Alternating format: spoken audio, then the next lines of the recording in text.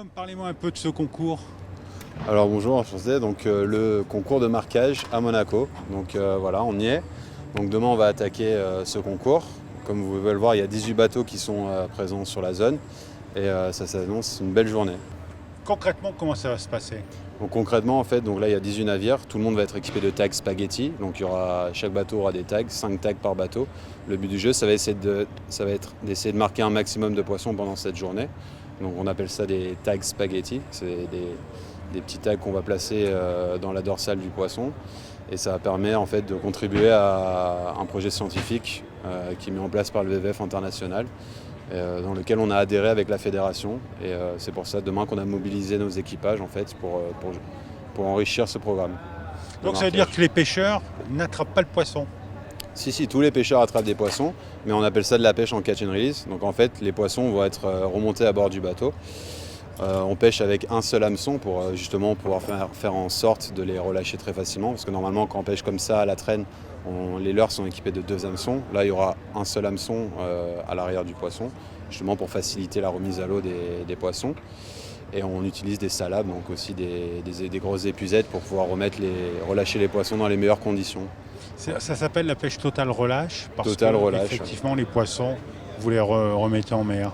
Exactement. Donc il y a un petit côté environnemental aussi dans cette Il y a un pêche. gros côté environnemental, si vous voulez. Nous, on a relancé la fédération avec une approche qui est environnementale, justement dans le but de contribuer à la recherche sur le thon rouge, sur les études de la population de thon rouge présente en Méditerranée et dans les eaux monégasques. Voilà. C'est un sport ou un loisir? C'est un sport, c'est un loisir et un sport. Voilà, quand on est sur des petits poissons de 5-10 kg, c'est facile. Quand on commence à passer sur des poissons de plus de 40-50 kg, là, ça commence à tirer un peu partout. La principale difficulté dans cette pêche? C'est de savoir s'adapter, on va dire.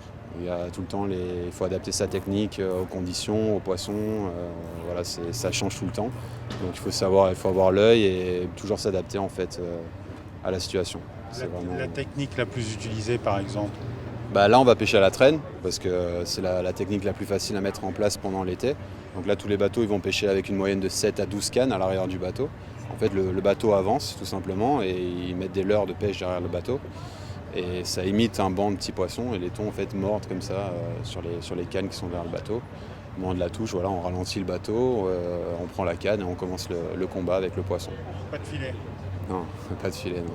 Super, merci. David, c'est une première à Monaco? Exactement, 20 ans que c'était pas arrivé quasiment. Donc la pêche sportive est de retour à Monaco et on en est très très content et très fier. Quand vous dites la pêche sportive, ça veut dire que la pêche c'est un sport plutôt qu'un loisir? C'est exactement ça en fait, un peu de la même manière que les bateaux à voile sont considérés comme un sport, en fait c'est vraiment c'est une symbiose avec l'élément, c'est-à-dire que lorsqu'on va en mer, il faut vraiment tout donner pour réussir vraiment à trouver les poissons. En l'occurrence, là cette fois-ci on parle des thons, ils sont quand même des adversaires très puissants, on parle de poissons qui, dans nos eaux qui restent relativement petits par rapport à ce que l'espèce peut atteindre, mais on est quand même sur des poissons de 15 à 30 kg.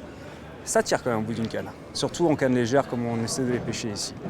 Dans ce genre de pêche, j'ai envie de dire que le plus compliqué c'est de trouver les poissons en fait. C'est exactement ça, donc on a un gros terrain de jeu, c'est-à-dire que là demain les compétiteurs vont avoir un beau carré.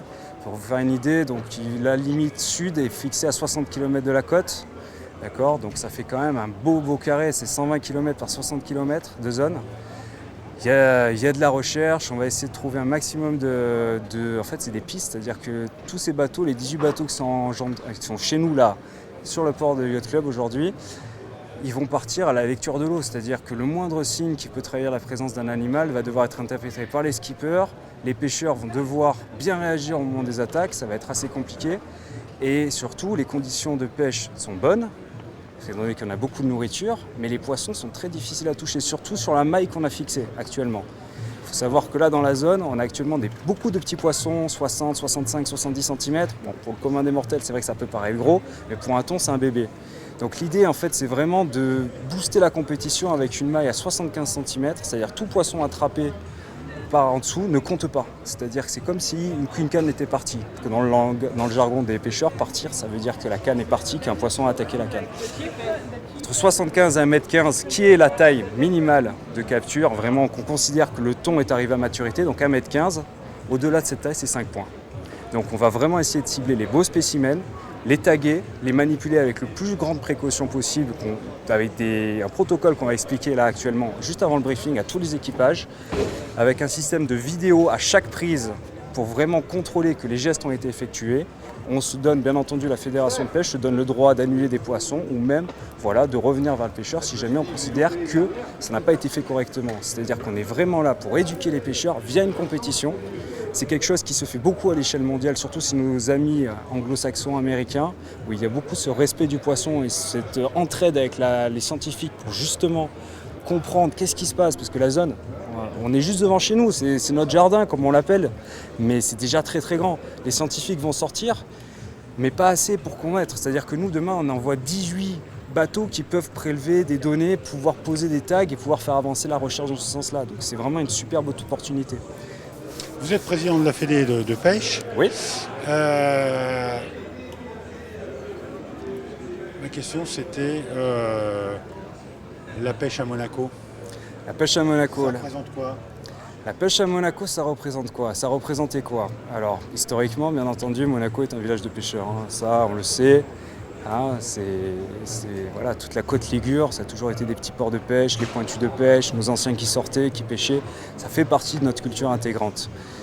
Avec la mondialisation, le développement de Monaco naturellement, c'est vrai que cette partie de pêche récréative et professionnelle, parce qu'il ne faut pas l'oublier, c'est-à-dire qu'à l'heure actuelle, sur Monaco, il ne reste qu'un seul pêcheur professionnel qui est Eric Rinaldi. Donc ça, c'est une culture qui est en train petit à petit, malheureusement, de disparaître, au profit justement de tous ces grands bateaux de pêche industrielle et à la loi de l'offre et de la demande. C'est-à-dire qu'on s'est vraiment écarté de notre culture ancestrale. Qui n'a pas eu son grand-père qui lui disait « Venez, on va pêcher la girelle, on va faire une petite friture de girelle qui était délicieuse. Maintenant, on va au restaurant, c'est du loup, de la dorade et des fois du turbo quand on a de la chance. » Voilà. Donc voilà, on a vraiment une zone incroyable et on a cette culture maritime qui malheureusement a été perdue, voilà, par d'autres objectifs, par d'autres choses. On a un peu cette ouverture sur la mer, moi c'est ce que je dis aux gens, c'est-à-dire que l'ouverture sur la mer à Monaco, c'est refermé. C'est-à-dire que par exemple, si quelqu'un passe sur le quai là actuellement, il ne voit pas la mer. C'est-à-dire que si vous faites un 360 avec la caméra, vous ne voyez pas l'horizon de la mer.